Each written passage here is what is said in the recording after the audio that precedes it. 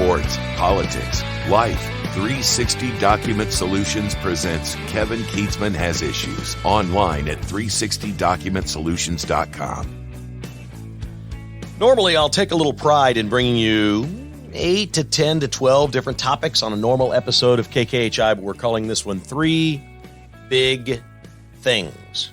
There will be a couple of secondary things that we mention and some things that we work into the 3 big things, but 3 big things happen on Tuesday that are on most any other day would simply be the lead of the podcast, and we'd spend the majority of time on any of these 3. So we're going to do these in no real particular order other than this is just the way I wrote them down. We've got the Trump announcement. We have Kansas beating Duke without Bill Self in one of the most Bill Self-looking games you've ever seen. And we have an open letter from John Sherman to season ticket members and I guess essentially everyone else in Kansas City that he wants a $2 billion stadium built downtown. So we're going to start with President Donald Trump, who was very calm, reserved, relaxed, presidential, whatever it may be, at the Mar-a-Lago Resort in Florida, where he resides next door at his palatial estate, in front of, obviously, donors and friends and people that have been very loyal to him. He doesn't keep people around that aren't loyal. And the main thing was not really the fact that he announced. We all knew this was coming. We didn't know exactly when, and that will get all the headlines. But the main thing to me was there was no mention of any other Republicans that could potentially be candidates. He stayed away, and I think I know what Trump is up to here. I think Trump is way out in front of everybody else. I don't think anybody else is going to declare that they're running for president until next year at some point. Remember, it was June of 2015 that Donald Trump came down the escalator in New York. So this is a full 8 months earlier than that, 7.5 months earlier than that he is declaring this time around.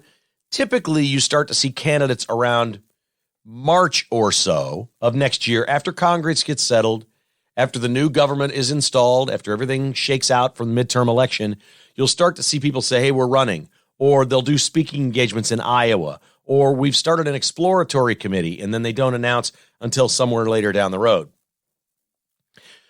Trump doesn't, because of the media hysteria over January 6th, Trump doesn't just get to be anointed the Republican nominee.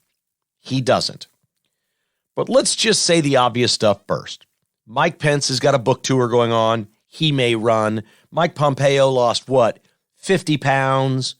He wants to run for president. Nikki Haley wants to run. Chris Christie wants to come back and be in the limelight. We get all these not even second-tier candidates because they're not. Whoever doesn't win between Trump and DeSantis is the second-tier candidate. We're talking third tier or less. We might as well put Amanda Atkins out there and let her run at this point.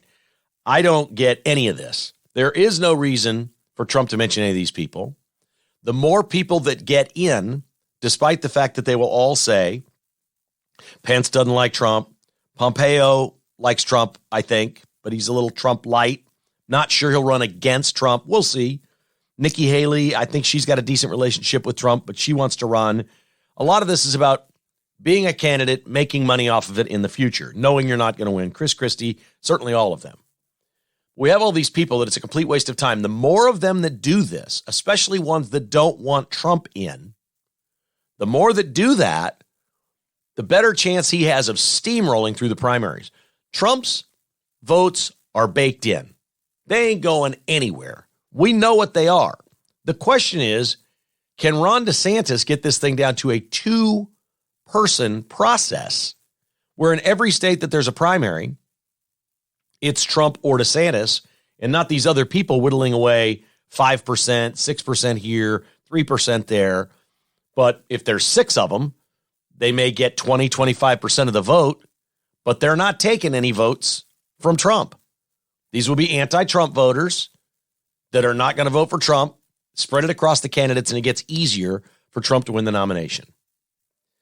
So it was very obvious to me that he didn't mention any of these people. Trump has always prided himself on being a counterpuncher. I think most people would like to think of themselves as counterpunchers. We all want to be strong. We all kind of want to be tough in what we do in life. right? Whether it's business or, some passion that you have, you want to be good at it. You want to be strong. You want to project strength, not weakness.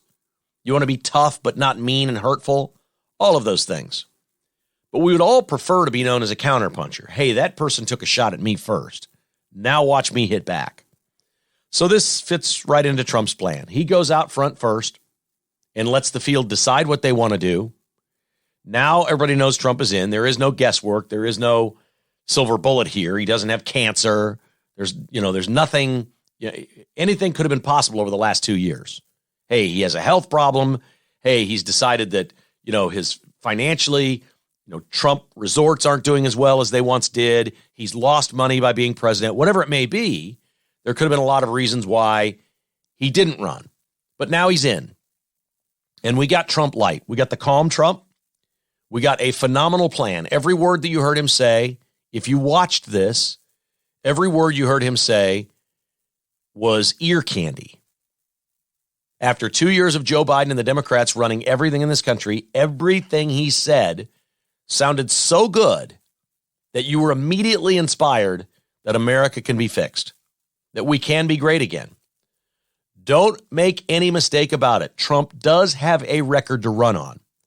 And I'm not saying that the electorate won't side with the corporate media, the legacy media, who will say, forget his 4 years in office and all the great things that he did. Just remember January 6th. That's all they have on him at this point. Everything else they have is gone. Russian conspiracy, the peeing on the bed, the documents at Trump Tower. They've got this Mar-a-Lago raid, but it does not appear to be anything. He very clearly laid out, if he becomes president again, that he's going to do a complete and full review of the Department of Justice, the FBI, the CIA, and work on cleaning out the deep state. He made very strong statements about term limits in Congress. He made very strong statements about people not working in the federal government for their entire life. He made very strong statements about getting back to outsiders running the country. Our founding fathers set this government up, this Constitution and our system up in a very unique way. And it was like this. We have these colonies, later becoming states. We all have different interests. You run yours the way you want to run it, but we're going to have one central government at the top for national defense, mainly, so the British didn't come try to take it back in case of a civil war, an uprising. It has to be in place. We all agree that we have this, but the states are the most important thing. What you do in each state is send your people, just everyday people, to Washington, D.C., and help us run this place. We need congressmen, we need senators, and we need a president. But then go back to being a rancher or a businessman or whatever it is that you do. And I'm not being sexist here against women. There just were no women candidates then. When they were setting it up, it was all men. Women couldn't vote at the time, right? We've come a long way. But the point was, the citizens from your local area and your state take 2 years, 4 years, or 6 years away from what they're really good at and what they do to represent your state's interest with the federal government. That's all it was. It was never designed to go to college, get a law degree, go to Washington, D.C., and make that your career. Become a lobbyist, become a politician, become a handler, become a pollster. Become a CIA agent. It was never designed for that. And Trump's speech really brought that out on Tuesday night. That was the part I loved more than anything. Now, he didn't lead with that. It was pretty deep into his speech. And I know I'm not alone on this, and I know I'm reading what the most important part of that speech was, because I heard those people react when he was talking about cleaning out the government, when he was talking about term limits. This is a man who's going to come in and say, I can't run again. That's it for me. Elect me. I will clean this up for everything in my wake. We will get rid of all the career people. We will put term limits in for everyone. Give me the opportunity to clean this government up for both parties going forward, and I'm out of here. And that'll be my legacy. That is powerful. He had an amazing plan. Everything he said will work. And my phone lit up. I got texts. I got emails. I heard from a half a dozen people that have already previously told me they would vote for DeSantis in a primary, that watched the speech and said, you know what? That man earned the right to get my vote. With his 4 years of service and everything he's taken for our cause, and listening to him speak calmly, with a great plan, not attacking anybody but Joe Biden, supporting Herschel Walker wildly, not mentioning DeSantis or any other candidates, the response from people in my circle that I know was, yeah, I miss that guy. He will get it done. He has done the job. Look, we all reserve the right to waffle back and forth on our decision between Trump and DeSantis, should it come down to the two of those in a primary. I don't think here in Kansas and Missouri, we will need to know until August of 24 which one we want to vote for. That's 20 months away. We got plenty of time to decide who you want to vote for in a primary. You have all the time in the world. And I suspect a lot of people are going to go back and forth because I think Ron DeSantis is going to run. I think Ron DeSantis is in a little bit of an awkward position here in that he just won his governor's race. He really can't announce for president. And if you want to know how difficult it's going to be to beat Trump in a primary, even though we love Ron DeSantis, he gave a major speech to the governor's convention on Tuesday night. Reports from these governors was DeSantis was great and he got a standing ovation, and there is no media coverage. There's no footage. There's no juice. There's nobody talking about it because Donald Trump takes the air out of the room. He's an iconic brand. He is a known commodity. I'm not smart enough to know whether he can win or not. I've given up on real elections in America, on saying, look, we have a president that's incompetent. We're supporting a war effort with the Ukrainians to the tune of $80 billion, where we almost started World War III on Tuesday because the idiot Ukrainians lobbed a couple of missiles across the border into Poland accidentally. NATO has said, yeah, this was a Ukrainian mistake, not the Russians misfiring into Poland or attacking Poland. Everybody wanted a quick response. Everybody's running around. We got to fire back right now. The Polish need to fire missiles into Russia right now. Everybody just wants to fight. Ladies and gentlemen, the Russians and the Ukrainians are inept enough at fighting each other that we shouldn't be involved anymore. This is it. We did our part. We gave you all these weapons. We supported you enough. I hope, if nothing else, Congress, the House of Representatives now, will stop the funding to Ukraine and just let it play out. Whatever happens, happens. Get the hell out of there. It ain't no good. We don't need World War III starting over the Ukrainians misfiring into Poland, do we? No, we don't. We have a recession. We have inflation. We have ridiculous interest rates. We have crime. We have a border problem. It goes on and on and on and on and on. So as Donald Trump talks about his record and what life was like when he was president, people will remember what the stock market did. People will remember before inflation what they could buy with what they make. People will remember peaceful times, no war in Ukraine. People will remember these things. But I am not convinced in any way, shape, or form that enough Americans will pay attention to that and elect Donald Trump president. There are too many TikTok influences. There are too many cultural demands on young people that implore them to vote one way and be woke, or they're terrible people like their parents. Ultimately, that's where they get the votes. It isn't just Republicans are bad. You need to be woke. You need to be more hip and inclusive and all these other things. That really isn't it. What the Democrats are really good at is targeting young people and convincing them that they're smarter than their parents if you vote Democrat. That ultimately is where their game is. We're going after the young people. These young people are vulnerable. They love their parents, but they don't like them. They see things in their parents that they never want to be, that they will absolutely become.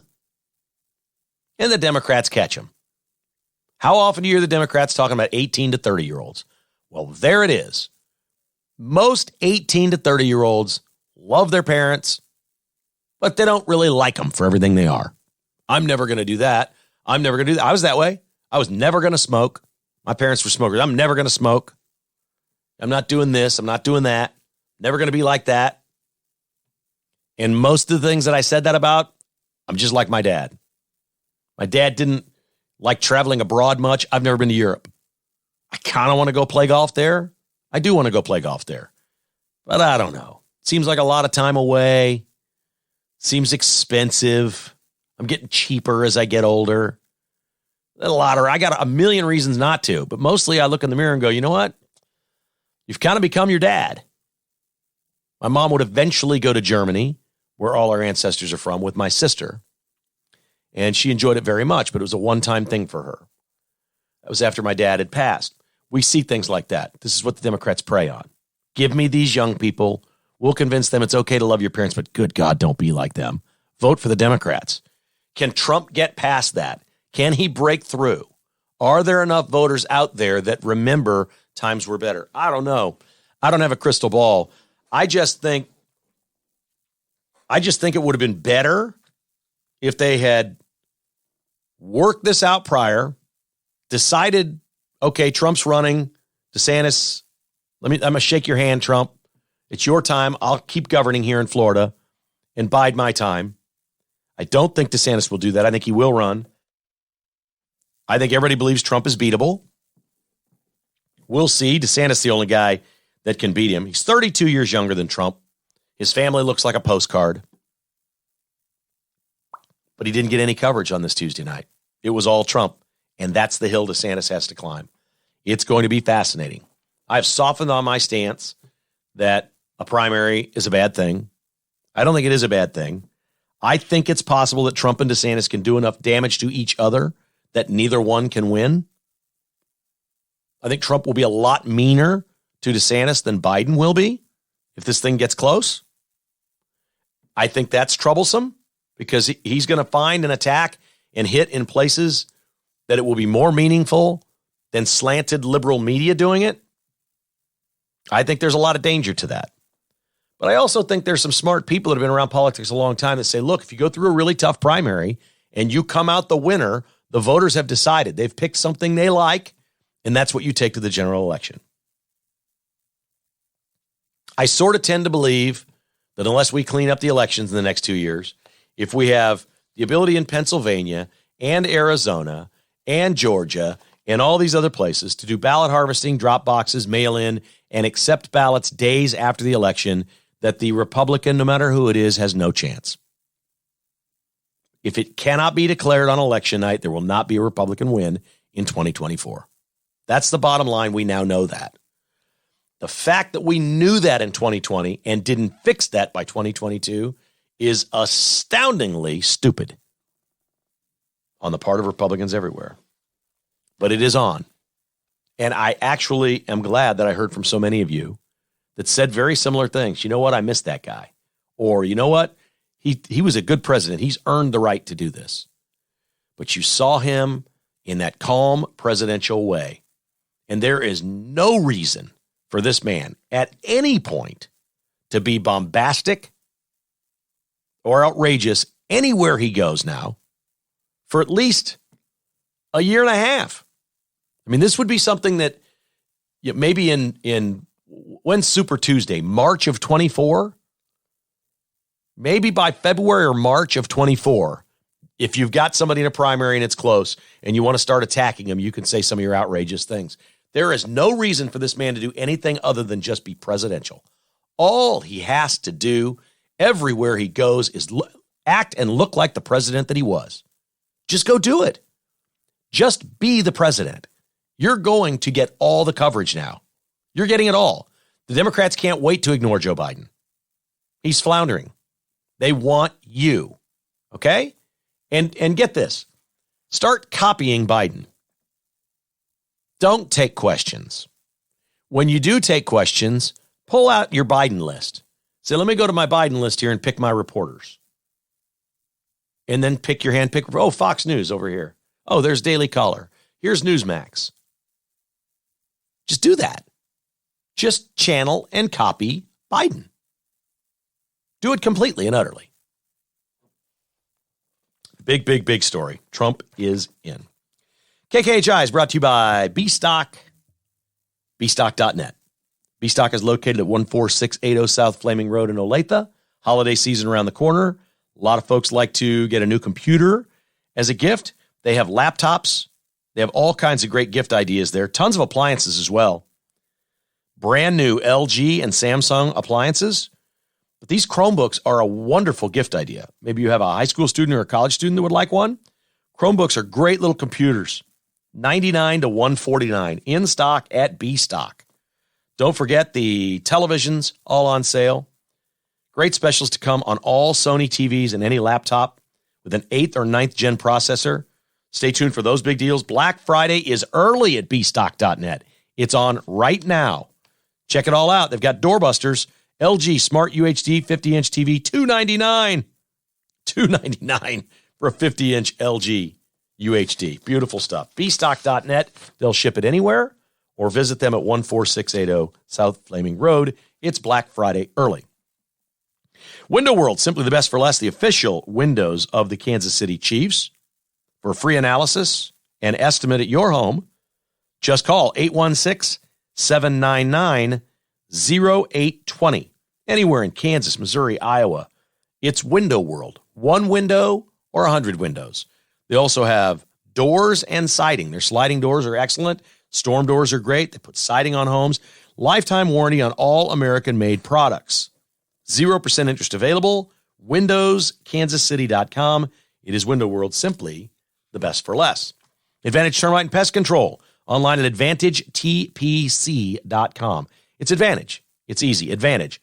Anywhere around Kansas City. And that is you put the compass downtown and you spin that baby. And it's just big, big, big radius. Anywhere around Kansas City, Advantage Termite and Pest Control. 913-768-8989, residential and commercial. They'll do your business for you as well, even if you have a big warehouse or something you're trying to keep critters out of. I've been with Advantage for over 20 years. They also do lawn care. You want to set that up for 2023? Just give them a call. Log on to AdvantageTPC.com. And the Finch Knife Company, and I'm not picking on anybody else. I'm just saying this holiday season, think of a Finch knife as a great gift for someone on your list. There's a man on your list. Ladies, there's a man on your list that wants a Finch pocket knife. Guys, there's a father or a son or a brother or a friend that wants one of these.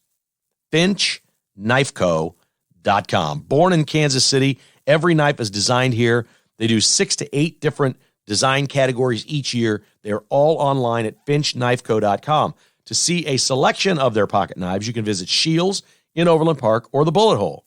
Keep life from getting dull with a Finch knife from FinchKnifeCo.com.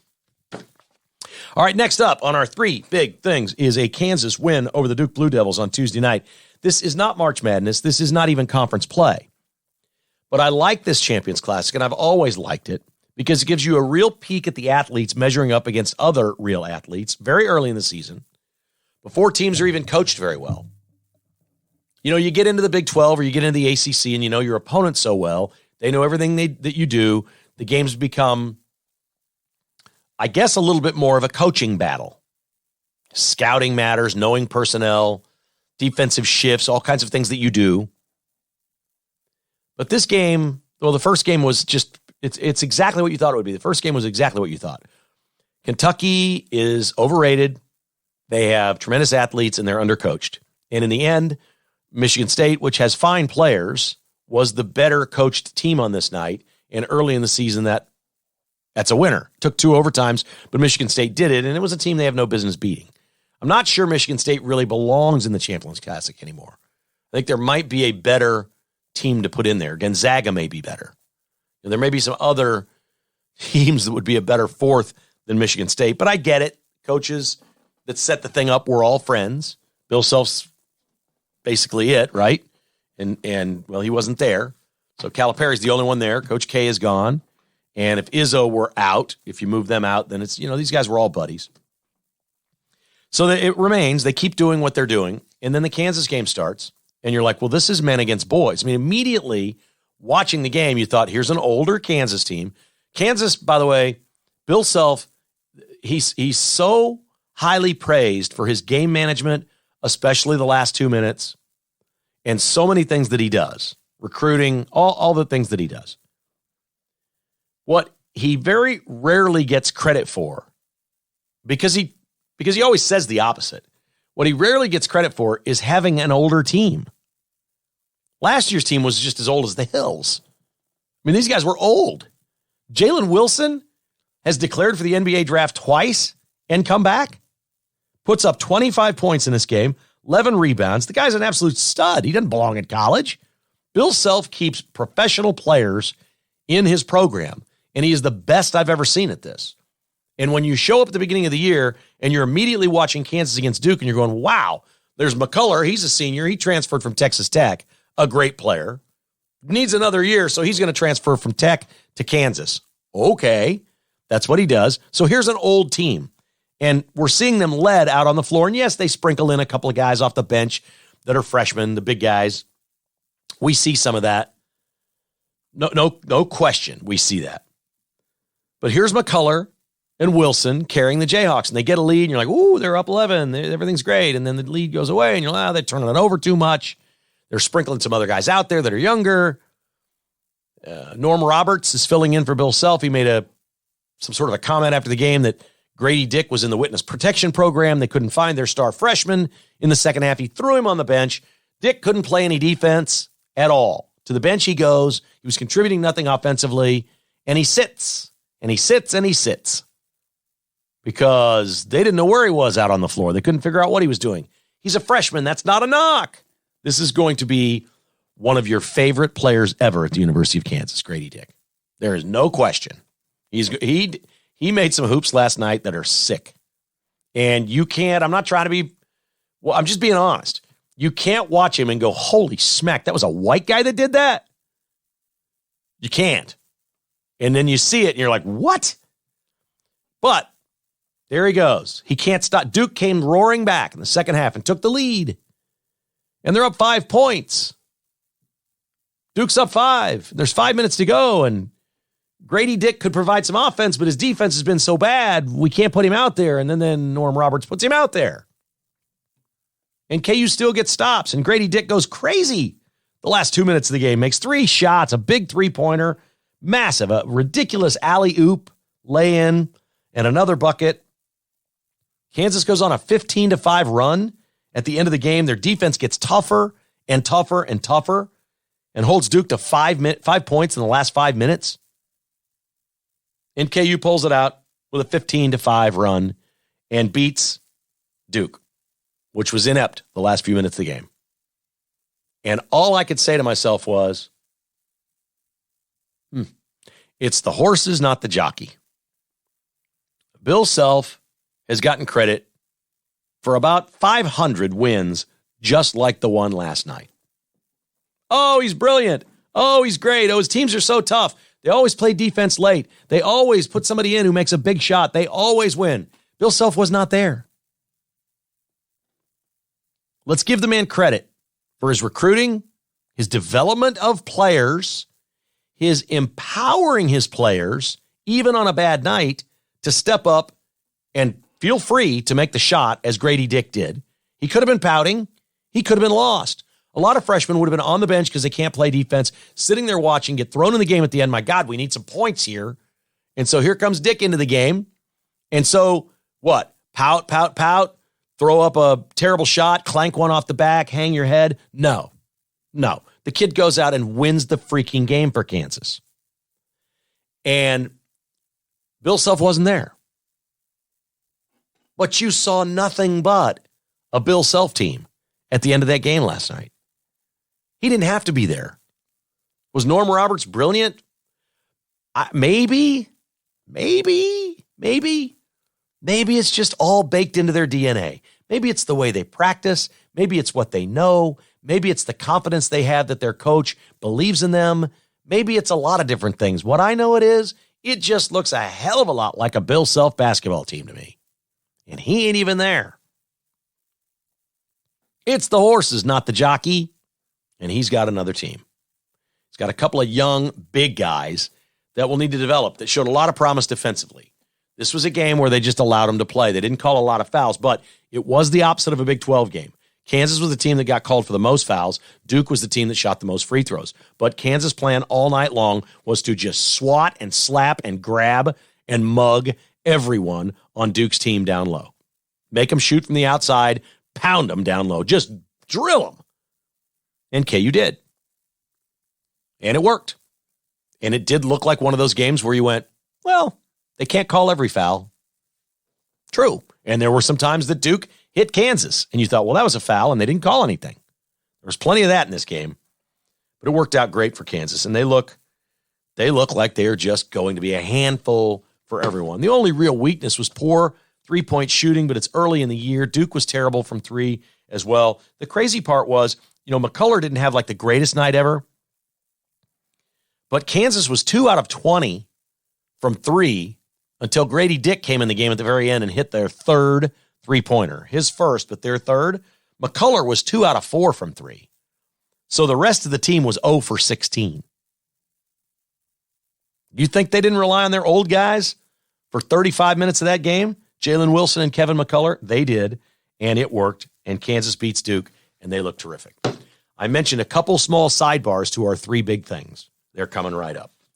Cross Kitchens KC is your remodeler. Countertop replacement, floor refinishing, or bust out a wall and redo the inside of your house. Tim Cross is on every project. He's the owner, the operator. They'll design it for you, and they'll show you exactly what it's going to look like before they do any work at all. Do it. Schedule a meeting to discuss this with Tim. He can make your home even greater for you and your family. Get a fully detailed 3D rendering, and they have design services to help you pick out colors, countertops, things of that nature. His craftsmen have been with him for years and years. It's a great local family company. Cross Kitchens, KC.com, 816-898-7047. And North Kansas City Dental, online at nkcdental.com. It is Dr. Bill Bush. He is the dentist to the Chiefs. He could be the dentist to you. Jessica just went there last week, regular checkup for her. She had a nice experience, talked to Dr. Bush. We're going to be seeing him here in about a week. We're going to see him next week at an event we're going to be doing. He's awesome. nkcdental.com, 816-471-2911. North Kansas City Dental and Dr. Bill Bush, your new dentist. All right, our two smaller things. These are not our three big things. Missouri went to 4-0 on Tuesday night. They scored 105 points. Does Dennis Gates have a scoring machine in Columbia? This is crazy. Yes, it was SIU Edwardsville. No, they haven't been tested with a great opponent yet. Kobe Brown is a big deal for Missouri. He picks up 2 fouls really early, right in the first half, and heads off to the bench. Out he goes. What happens? Demoy Hodge comes in. Demoy Hodge goes and takes over. Demoy Hodge scores 30 points in this game. Are you kidding me? We got boys transferring into this thing that Dennis Gates brought in, and he knows from where he's been, and they're just going to light it up for 30 already? This is exciting. I don't know. I'm going to keep watching. I don't know how good Missouri's going to be, but they are going to be fun to watch. Man, oh man, can they score. Or they've scored to this point. It is a blast. Keep your eye on the Missouri Tigers. Gates has done nothing but great things since he's gotten there. The one thing he hadn't done was rack up any wins. Well, he's got 4 of those now. But his recruiting and the energy he's infused into that program and the players he's brought in, wow. I think a lot of people are going to be talking about Missouri basketball. That's impressive. And Kansas State football gets a big-time shot in the arm on Tuesday. As Chris Kleiman, the head coach, says of Will Howard, quote, "It's his football team," unquote. Translation, Adrian Martinez, even if healthy, will not play another snap. This is Will Howard's team. As long as he's healthy, he gets the last 2. Kansas State's situation is simple. They win the last 2. They're in the Big 12 championship game. They're at West Virginia. Then they host Kansas. They win their last 2. They're in the Big 12 title game against TCU. If they win one of their last 2 and Texas loses a game, they're in the Big 12 championship game. Martinez is out this week, but it doesn't matter. he's the backup and wouldn't play anyway. Will Howard, now the starting quarterback for Kansas State. Before our final big thing involving the Kansas City Royals, I want to give a shout out to a couple of people that I know are just tremendous Royals fans. My buddies Mike and Tim at Roberts Robinson, online at robertsrobinson.com. Love them some Royals. And right now, they're offering up a $100 rebate on 4 tires at Roberts Robinson. You need some service work done on your car, your truck, your SUV. Roberts Robinson can do it no matter what make or model. And they'll even pick it up for you, service it, and deliver it to you. How convenient is that? They'll pick it up from your workplace, service it, and bring it back to you all in the same day. robertsrobinson.com. Now with 0% on all Buick SUVs and most GMCs. Buck Roofing and Construction. Ron loves him some baseball and football, really. Ron likes all the sports. You kidding me? And if you have him out to your house for a free inspection, you might be able to chat a little Chiefs with Ron or Royals with Ron. He'd enjoy that. Good time to get your roof inspected right now before we get the snow and the ice. 913-384-2680. Sleep well, knowing Buck Roofing fixed the roof over your head, residential and commercial. I don't talk enough about the commercial buildings that he does, but he can do your commercial building as well. And, of course, my friends at Back 9 Development, your custom home builder. TJ Vilkanskis and his team at Back 9 build custom homes, commercial properties, room additions, investment projects. You want to do some developing like the Royals are going to be talking about doing? Maybe TJ and Back 9 will be part of the development downtown in Kansas City. They want to build some housing down there? Maybe Back 9 will be part of one of those projects. They would do a great job if they were involved. Back9development.com. You want to build? Call Back 9 online at back9development.com. Several people hit me up yesterday and said, look at this letter I got from John Sherman, the owner of the Royals, the chairman of the Royals.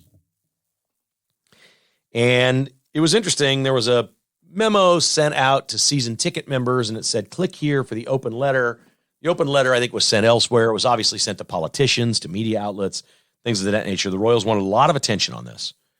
You pick a Tuesday because you think it's going to be a slower news day. There's not a lot of other sporting events going on or things like that, right? So this is a good day to release this. It wasn't some Friday afternoon. They're wanting to get a good run of this all week long. Turns out a lot of stuff happened yesterday. That's why we're doing 3 big things. But the Royals did their own big thing. And there is zero threat of them moving to Kansas. It's very clearly a Jackson County, Missouri project with an emphasis on downtown. John Sherman, in a long letter that completely outlined their vision. Okay, this is not the short one that says, hey, we want to move downtown. This one had a lot of detail into it. It meandered into some things that I think are completely irrelevant, but maybe I'm just an old get off your lawn guy.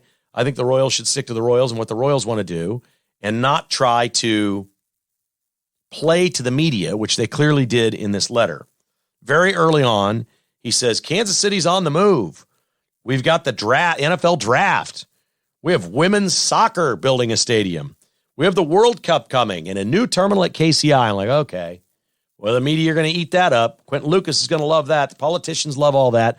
Okay, we've checked just about every woke box here, every liberal woke box with that, and they did that very early. I'm like, ugh, not necessary.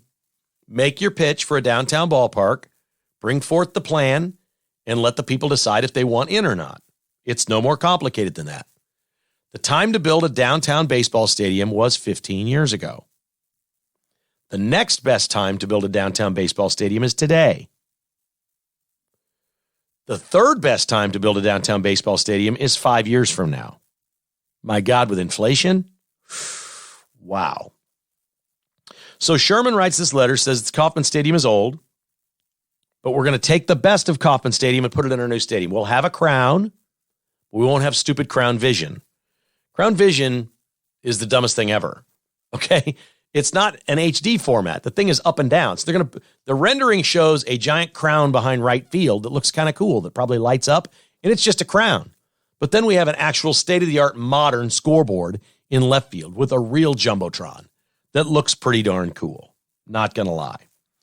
But the K is old. It's going to cost, this is the line, it's going to cost more for upkeep than it is to build a new one. That's BS, but I understand what he's saying. And I'll cede the point to him that there's a reasonable argument to be made that new is better than replenishing or refurbishing the old. They want to keep the crown. They want to keep with the traditions of Ewing Kauffman and things that Ewing Kauffman had. There was an homage in this letter to Mr. K. I love that. It is downtown or it is near downtown. He has several sites that they're exploring. It says in the letter there is no new Jackson County taxes. That was very plain. And then we get this line. Because they want to develop housing, affordable housing. What they want to do is they want to build really expensive housing and some affordable housing nearby. That's really what they want to do. They want to allow private investors to come in and build condos across the street, maybe even that look into the ballpark, like they've done in other places. That's where the real money is. Build real estate that people will buy, and you make a lot of money. So they want to do housing, but they also want to do low-income housing or affordable housing. They want an entertainment district because, our other entertainment districts downtown aren't enough. The Royals want their own. This is them saying they want government help and tax breaks so they can bring in restaurants and bars and make all the money without paying taxes. Just know what the game is that we're getting ready to play here. They did this with Sprint Center. It worked. Sprint Center's a success. It is not what they promised. We didn't get an NBA team. We didn't get an NHL team. In the case of a ballpark, we have a baseball team. So we're good there. But they're going to be looking for government money to build this district. And it doesn't necessarily mean your tax dollars. There is federal money in projects like this. The Power and Light District was basically done with federal money. Goes back to the Carter administration.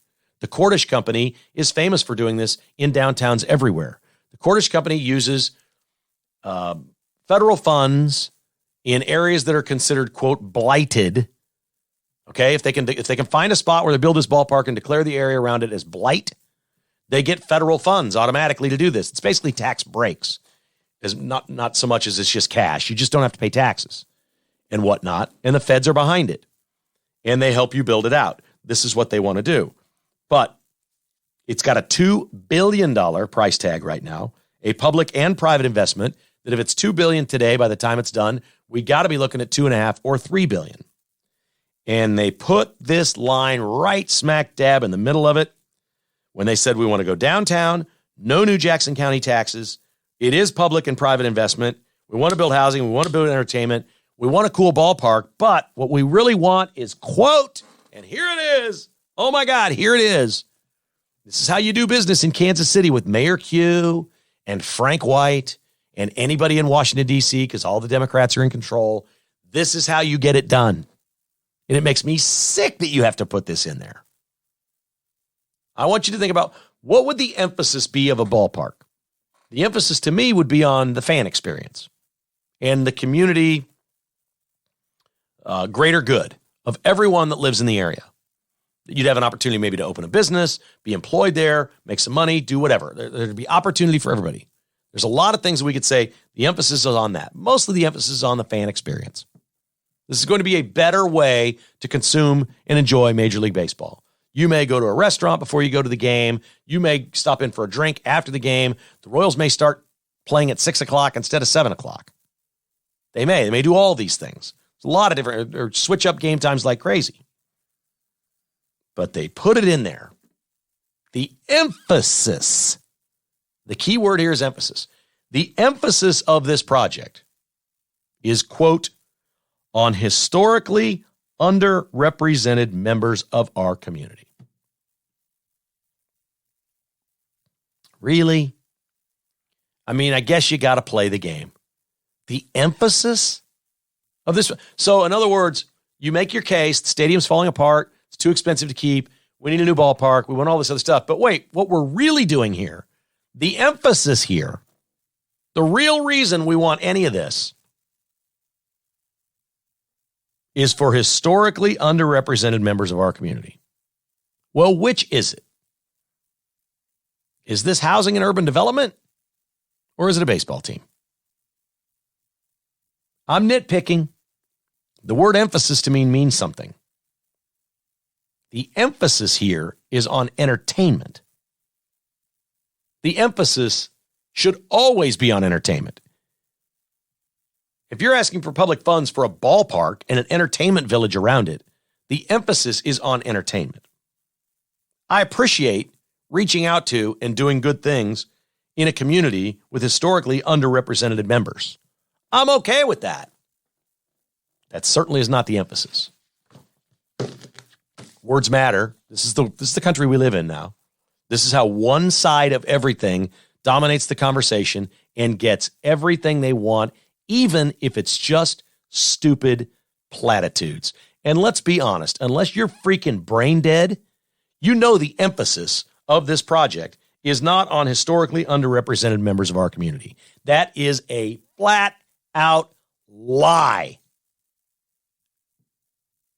We will never get better at social justice, racial equality, racial issues, and divide in this country until we can at least be honest about talking about it. What's wrong with just saying, in the process, we think we can do some really helpful things down here for people that are historically underrepresented in our community? Why can't you just say that? We think there's going to be good things here for a lot of people who could use some good things. Just say that. Not the emphasis of this project is on these people. It's a lie. It's a lie. Here's the thing. It's a flat out lie. You know it's a lie. I know it's a lie. Democrats don't know it's a lie. They're going to run around for the next 5 years and say, we all got to pass this. We got to pass this. Vote yes. Give your money up in a recession with inflation. Spend more of your money, your tax dollars. Spend it, spend it, spend it. You know why? Because the emphasis of this is on members of the underrepresented community. It's a good thing to do. You're a good person if you support this. Because look, we're going to help these people who can't help themselves. Oh my God, what a racist insult that is. We are 1,000 miles away from fixing our racial divide in this country. And this kind of stuff sets us back. Every day this is in a press release sets us back another day. It does. And I love the Royals, and I support the project for now until I see what tax it is. I can't say I love the idea. I'm 100% all in on the downtown ballpark until they say, oh, we're going to have a bi-state tax.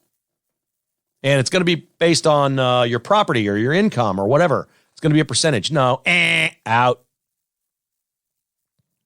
You want to add a $5 tax per ticket? Sold? Done. You want to add a 5% tax in the entertainment district on all eating, drinking, shopping, whatever it may be? Done. Let the consumer pay it. Not innocent people that will never use it. You find a way for this to be consumer driven, and I'm a consumer. I'll be part of it. I'll be paying my fair share. I am all in on that. I'm for landing taxes at the airport, rental car taxes, anything. You want to do that stuff, you're paying it yourself because you've chosen to take a flight or go to a ball game or eat dinner. Not, I'm sitting here in a recession with inflation through the roof and I just got popped with a baseball tax. No, that is not the way to do it. That's not the way to make friends. Figure out a way to pay for this with your own revenues. If you're going to do housing, there should be a tax on the housing. If you're selling condos, maybe 1% of the, or 2% of the price of every condo goes toward it. I don't know. There's all kinds of creative ways to let people who are spending their money there fund the project. I've always believed in doing it that way. I've said this before. We've got this $32 trillion deficit. You want to get rid of that? The best way to get rid of that is to start an internet tax, a federal internet tax with a declaration by law or a constitutional amendment that the only use for the tax is to pay off the deficit. That's the only thing it can be used for. Can't be used for anything else. Just pay off the deficit. Can you imagine if we had a 1% or 2% federal tax on everything people buy online? Okay, it's your choice. Do you still want to buy it? I mean, everybody's finding bargains online. You're already saving money. You find one product in 16 places that's $16.99, and then you find it somewhere else for $11.99, and that's the place you're buying it, and it gets hit with a 2% tax. You're still saving money.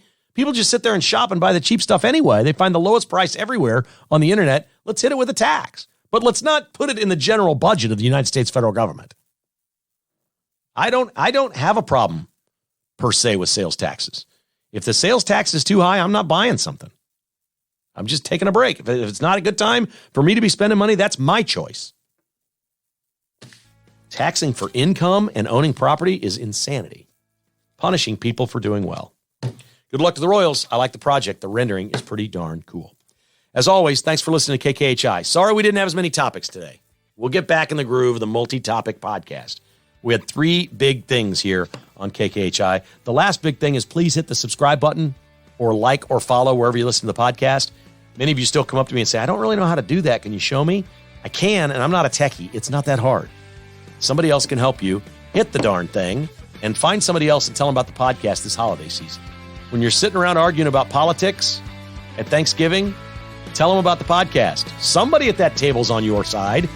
Let them know about the podcast this year. It's called Kevin Keatsman Has Issues.